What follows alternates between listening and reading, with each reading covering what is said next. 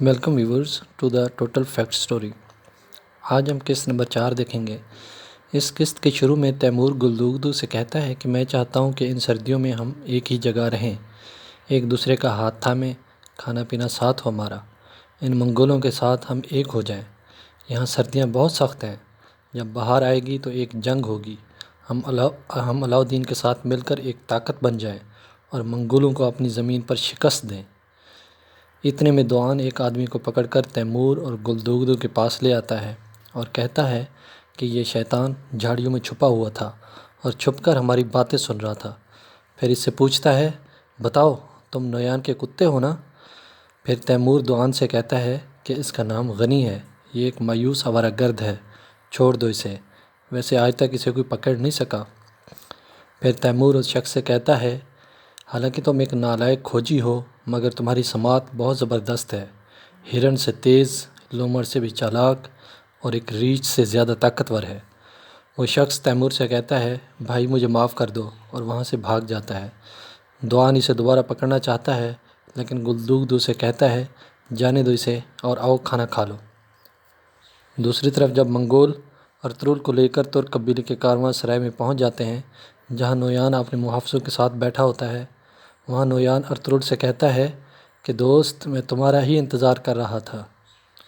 Ertugrul نویان سے پوچھتا ہے کہ کون ہو تم؟ نویان کہتا ہے کہ تمہیں نویان کی جہنم میں خوش آمدید ارطغرل۔ ارطغرل کہتا ہے کہ تو تم ہو نویان؟ نویان کہتا ہے کہ ہاں، میں ہی جہنم کا شیطان ہوں۔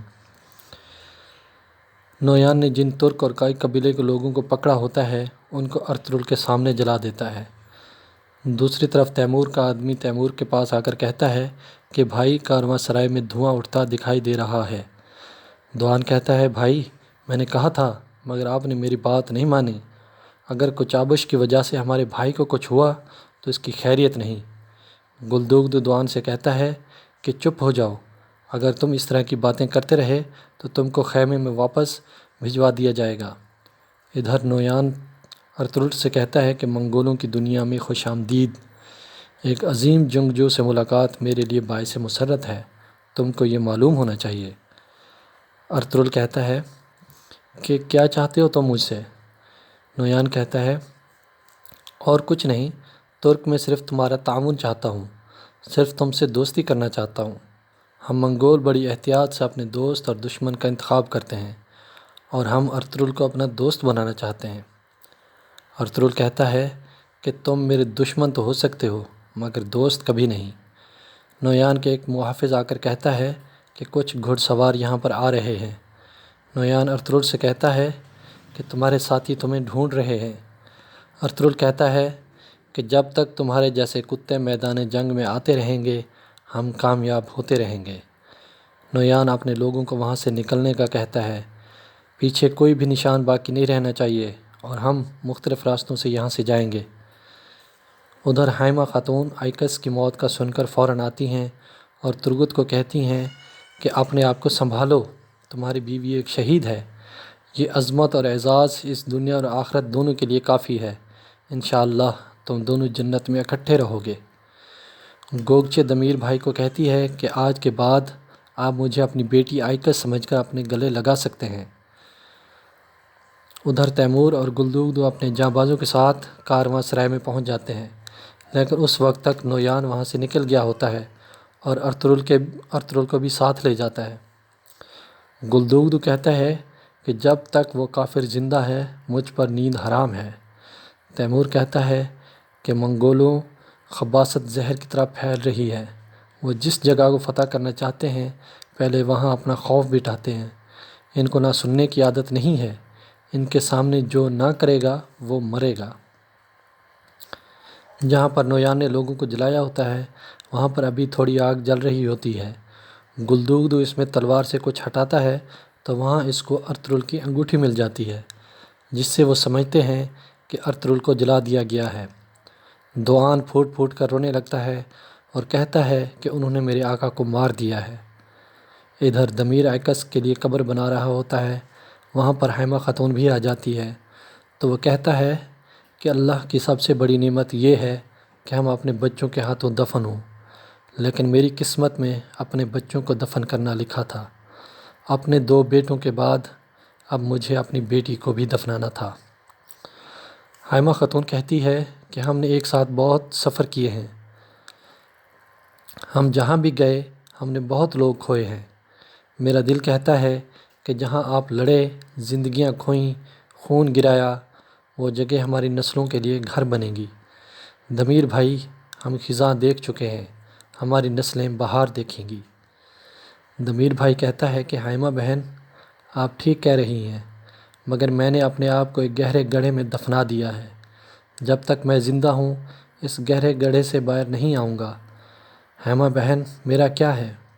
میں نے اپنے 2 بیٹوں اور ایک بیٹی کو دفنایا ہے، مگر آپ کی پریشانیاں، آپ کا درد، ہمارا قبیلہ ایک گہرے گڑھے میں گر گیا ہے۔ آپ ہمیں کیسے نکالیں گے اس گڑھے سے؟ حائمہ خاتون کہتی ہیں کہ جب بہت سے لوگ مجھ پہ توقع رکھتے ہیں اور بھروسہ کرتے ہیں تو دمیر بھائی، میں اپنی اولاد کا کیا غم کروں؟ میں نے اپنے درد کو دفن کر دیا ہے۔ جب تک میرے لوگ زندہ ہیں ہمیں ان کے واسطے درد سہنا ہے۔ ادھر ایک شخص سردار سے آ کر کہتا ہے کہ سردار، وقتی طور پر ہم نے بوڑھی اور حاملہ خاتون کو خیمے میں منتقل کر دیا ہے اور شہداء کو جس جگہ جنگ ہوئی تھی وہیں ان کو دفنایا جائے گا، اور زخمیوں کے لیے ہم نے علاج گاہ کو 2 حصوں میں تقسیم کر دیا ہے۔ ہماری عورتیں زخمی مرد عورتوں کی تیمارداری کر رہی ہیں۔ سردار کہتا ہے کہ جیسا کہ آپ لوگ جانتے ہیں کہ ہم نے اپنے کائی بھائیوں کے لیے اپنی باہیں کھول دی ہیں، ہم ان کی ذمہ داری سے دستبردار نہیں ہوئے۔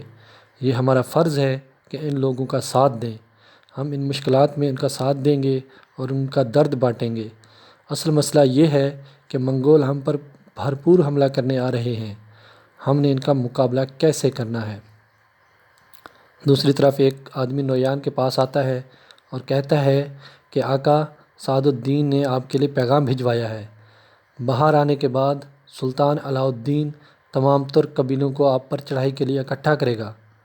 نویان کہتا ہے کہ علاء الدین اپنے آپ کو ہوشیار سمجھتا ہے، لیکن آنے والا وقت ہمارا ہے۔ چنگیز خان کی اولاد نے چین کو گھٹنے ٹیکنے پر مجبور کیا، وہ اس سرزمین کو بھی فتح کریں گے۔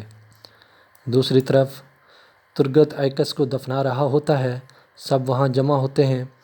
گلدوگدھ بھی وہاں آ جاتا ہے اور وہاں اپنی امی حائمہ خاتون کو بتاتا ہے کہ ارطغرل اب نہیں رہا، اسے جلا دیا گیا ہے۔ وہاں سب رونے لگ جاتے ہیں، حلیمہ روتے ہوئے نیچے گر پڑتی ہے۔ دوسری طرف نویان کہتا ہے کہ ارطغرل سلطان علاء الدین کو سب سے بڑا دھچکا ہوگا۔ اگر ارطغرل میری بات مان لیتا ہے تو میں اناطولیہ کی سلطنت اس کے حوالے کر دوں گا، لیکن اس کی ڈوریاں میرے ہاتھوں میں ہوں گی اور ہم علاء الدین کا تختہ پلٹ دیں گے۔ ادھر قبیلے میں حائمہ خاتون اور حلیمہ سے سب افسوس کر رہے ہیں ارطغرل کے لیے۔ وہاں حلیمہ کہتی ہیں کہ جب ہم جانے لگے تو میں نے اپنے شوہر کو دعا دی تھی کہ تمہاری راہ میں کوئی رکاوٹ پیش نہ آئے، تم کو کوئی تکلیف نہ پہنچے، مگر میری کوئی دعا قبول نہیں ہوئی، بلکہ اس کے جسم کو جلا دیا گیا۔ جب تک ہم ارطغرل کا بدلہ نہ لے لیں ہم آرام سے نہیں بیٹھیں گے۔ سردار حلیمہ سے کہتا ہے کہ حوصلہ کرو میری بچی، وہ صرف حائمہ کا ہی بیٹا نہیں تھا، ارطغرل میرا بھی بیٹا تھا۔ اگر میں اس کا بدلہ نہیں لے سکتا تو مجھے جینے کا کوئی حق نہیں۔ ادھر نویان جس لڑکی کو ساتھ لے جاتا ہے اس کو تیار کرنے کے لیے کہتا ہے۔ ارطغرل کو وہاں باندھ دیا جاتا ہے، اس کے ساتھ باقی قیدی بھی باندھے ہوتے ہیں۔ نویان کا آدمی ارطغرل سے کہتا ہے کہ سردار نے کھانے کے لیے بلایا ہے، وہاں کوئی مسئلہ مت کرنا، ورنہ تمہاری وجہ سے وہ لڑکی ماری جائے گی۔ پھر ارطغرل کو کھول کر کھانے کی طرف لے جاتا ہے۔ وہاں وہ لڑکی اور نویان بیٹھے ہوتے ہیں اور ارطغرل بھی ساتھ جا کر بیٹھ جاتا ہے۔